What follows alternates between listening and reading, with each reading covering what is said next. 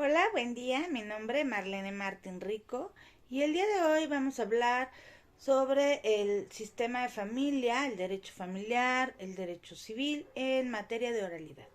Y bueno, es que los avances han sido muy cortos en el tema de oralidad, sobre todo en materia familiar y civil, si bien así ya hay ahora otro tipo de avances en materia de oralidad como lo fue en el 2008 la materia penal, lo cual podemos a partir de ahí pues explorar un poco lo que ha sido esta intención de oralizar, ¿no?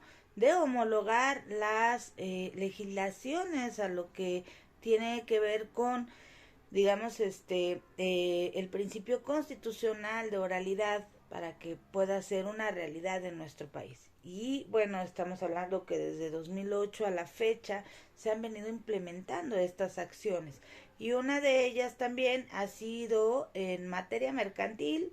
En materia mercantil también ya hay salas de juicios orales, también ya hay este mecanismo para poder acceder a la oralidad.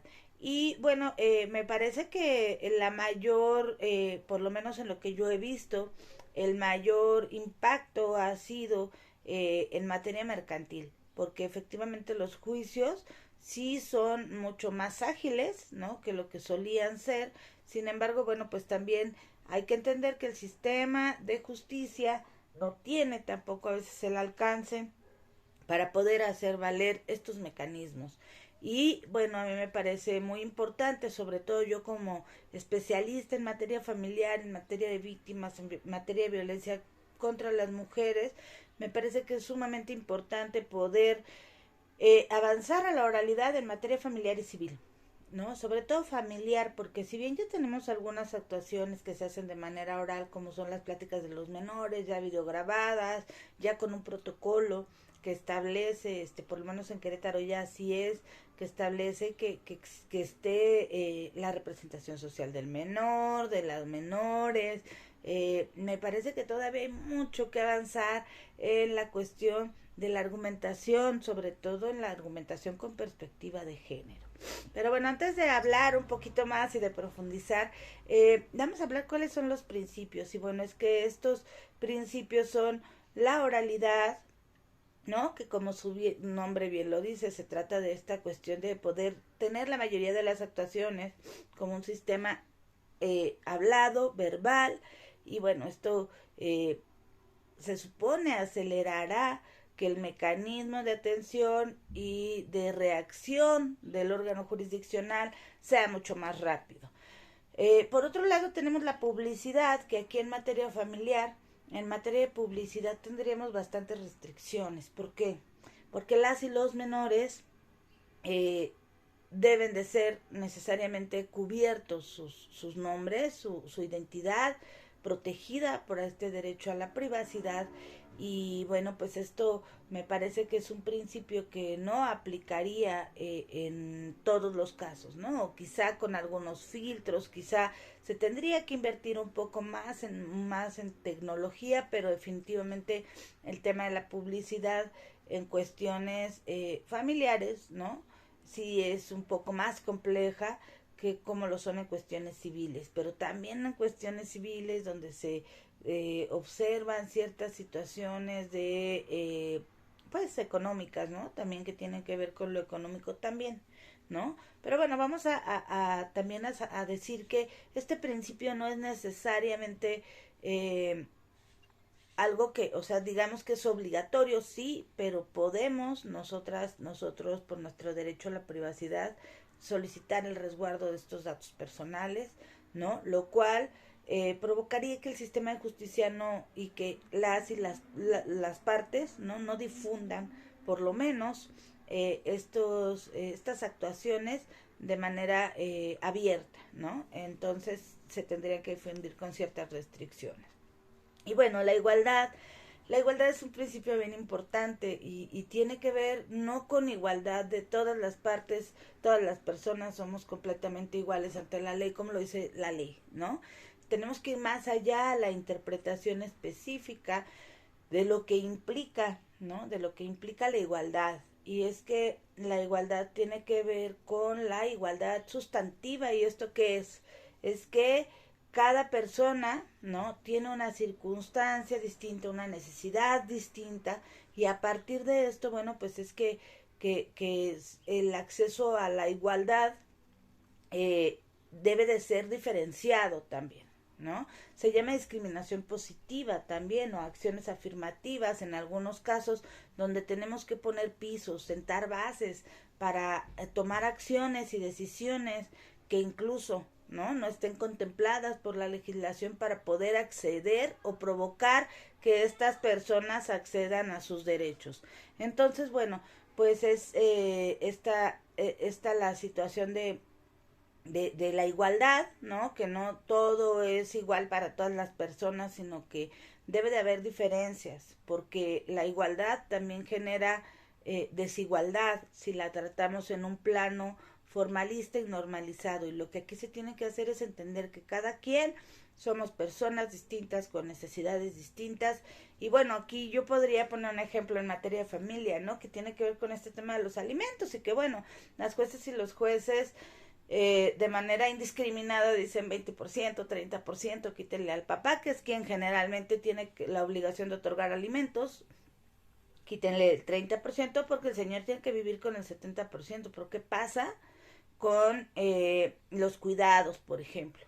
¿Qué pasa con que quién va a poner la otra parte a los que esos hijos estaban acostumbrados? Y aquí entra, por ejemplo, el tema del nivel de vida de las y los menores, ¿no? Que no podría dejarse de lado, porque además es una prioridad para vivir, vamos, o sea, es básico poder que no se reduzca con la separación de las madres, padres o madres, ¿no?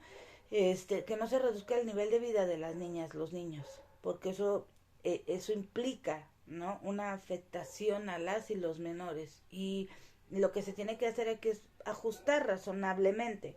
Es decir, si el hombre, el papá gana poca cantidad de dinero, pero normalmente daba, no sé, 10,000 pesos, ¿no? Mensuales.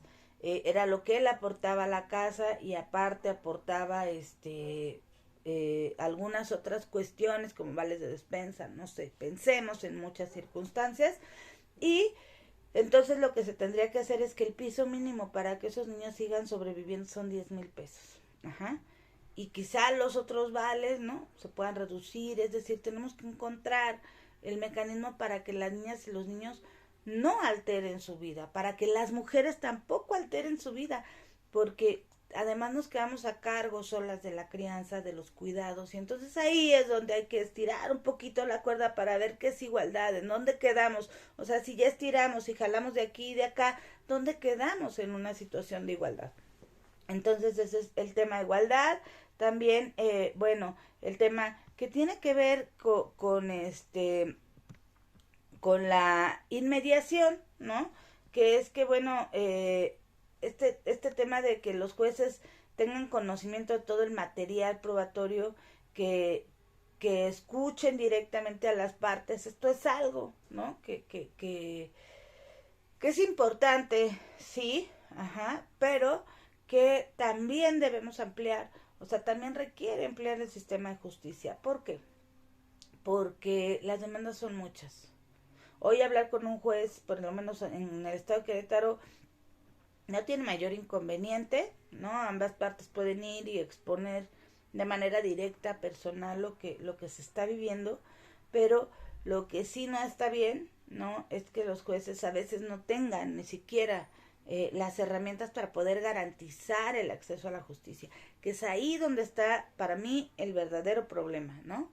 No en que escuchen, sino en cómo valoran, ¿no? Y esto, bueno, la interrogación en las audiencias que se hacen de los testigos, por lo menos en Querétaro sí están presentes, pero no están oyendo, ¿no? Ellos están firmando, están revisando. Entonces también me parece que para poder llegar a una verdadera inmediación que provoque que haya un cambio real, bueno, entonces eso sí, lo que tendría que hacer es que el sistema tiene que cambiar su forma de operar, y creo que si fuera todo de manera oral aún sería todavía más complicado para el sistema de justicia. Entonces, pues vamos a ver cómo van los avances en el tema de inmediación. También está el tema de contradicción, ¿no? Que es que las partes tienen oportunidad de ser oídas y vencidas en juicio.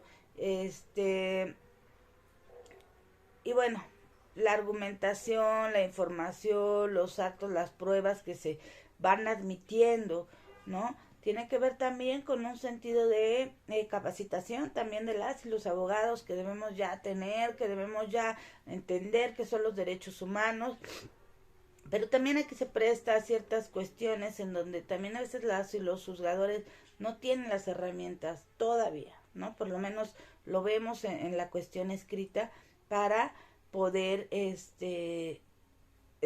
mediar, ¿no? Las contradicciones. Mediar el principio de contradicción es complejo y y argumentar, ¿no? Yo lo veo en el tema lamentable, ¿no? Que queda además por escrito, entonces quiero verlos en video diciendo todas estas cosas de igualdad formal que ya deberíamos haber dejado de lado, ¿no? En donde cometen cada actuación judicial, violencia institucional en contra de las mujeres generalmente, de sus hijas, sus hijos, y bueno, es un conflicto. Y bueno, el tema de la continuidad, ¿no? El principio de continuidad, que tiene que ver que se formulen ante el juez desde el inicio del proceso, ¿no? ¿Dónde están las condiciones de hacerlo en pleno conocimiento de la causa, ¿no? Salvo casos excepcionales previstos que tiene que ver con que tiene que ser seguido, corrido, ¿no? Las partes como para hacer un poco más ágil la situación, pero bueno, aquí también hay otra cuestión que tiene que ver, por ejemplo, en materia de familia, que tiene que ver con las periciales, que tiene que ver con los desahogos de pruebas, que tiene que ver con todo lo que se va a concentrar en materia probatoria. Hay que decir que en materia familiar es muy compleja las circunstancias, sobre todo porque las violencias son recurrentes, ¿no? Y cuando se requieren medidas urgentes, se supone que esas medidas urgentes ya se llevan a cabo en el, ¿cómo se dice? En el momento, ¿no? Que las y los jueces pueden dictar medidas urgentes, medidas precautorias, pero no han dejado su formalismo, no han dejado su procesalismo fuera, siguen teniendo todas estas resistencias, ¿no? Para poder resolver de inmediato. Entonces, al contrario, ¿no? Alargan los procesos, piden más pruebas. Hay también, hay que decirlo, un abuso de sus facultades discrecionales, ¿no? Sobre todo cuando se trata de violentar a las mujeres, ¿no? El sistema, hay que decirlo, es patriarcal, es machista, es misógino y entre más arrinconen a la víctima, creo que ellos piensan en su mente institucional que entre más arrinconen a la víctima, más rápido van a resolver el conflicto porque la víctima va a terminar haciendo una mala negociación sin importar y se va a acabar el problema, ¿no? Pero después siguen otros y otros y otros y otros de manera incidental porque en materia de familia por lo menos no hay una sentencia que que sea definitiva, ¿no? Lo que permite que las circunstancias de tiempo estén cambiando, ¿no? Que haya nuevas circunstancias que además se van abonando y que eso no hace una ruptura con el vínculo familiar y entonces eso hace que los procesos se conviertan en procesos eternos, ¿no? En procesos eternos de revictimización generalmente para las niñas, niños y mujeres. Entonces, pues ahí tendríamos que valorar. Y bueno, el principio de concentración, ¿no? Que tiene que ver con que con una continuidad, ¿no? Con una secuencia y que la concentración de las actuaciones se encuentren en un lugar, ¿no?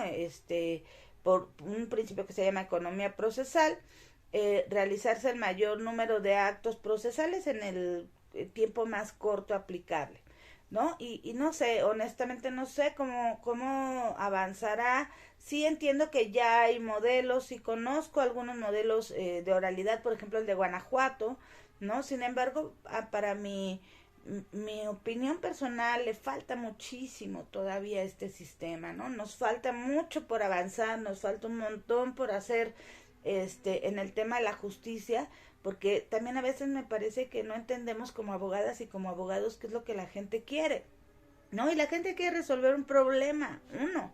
O sea, no que después vengan 20 problemas más porque no se vieron cosas chiquititas como qué va a pasar si el señor deja de trabajar, ¿no? En el convenio. O sea, le quitas sí el 30% mientras trabaja y después qué va a pasar, ¿no? Y entonces te obliga otra vez a regresar a este proceso de revictimización y sí debemos ya empezar a poner los puntos sobre las íes en este sistema de justicia. No solamente provocar, digamos, provocar que vayamos avanzando en las cuestiones de oralidad, ¿no? Y esto que se ve bonito porque además, pues, bueno, parece que fuera una respuesta, pero hoy vemos, por ejemplo, en materia penal, que en materia penal se evita a toda costa que se lleguen los juicios a judicializar, ¿no? Por lo menos en Querétaro así es, la fiscalía no hace su chamba, ¿no? En cuestiones de familia donde están impedidos a a negociar, ¿no? Los llevan a mecanismos alternativos porque a las mujeres no les levantan las denuncias por violencia familiar, sino por lesiones dolosas, ¿no? Entonces hacen todo este tipo de mecanismos para hacer creer, ¿no? A la ciudadanía que estamos avanzando cuando la verdad no es así, cuando la verdad eso no está pasando. Me parece que debemos de ir viendo cómo es que vamos a ir pues sí, haciendo este cambio, ¿no? Este cambio en materia de justicia y que sea un cambio real, no una simulación como lo ha venido siendo. Pues bueno, estaremos hablando un poco más sobre esto más adelante. Muchas gracias por su atención y pues buen domingo. Hasta luego. Bye.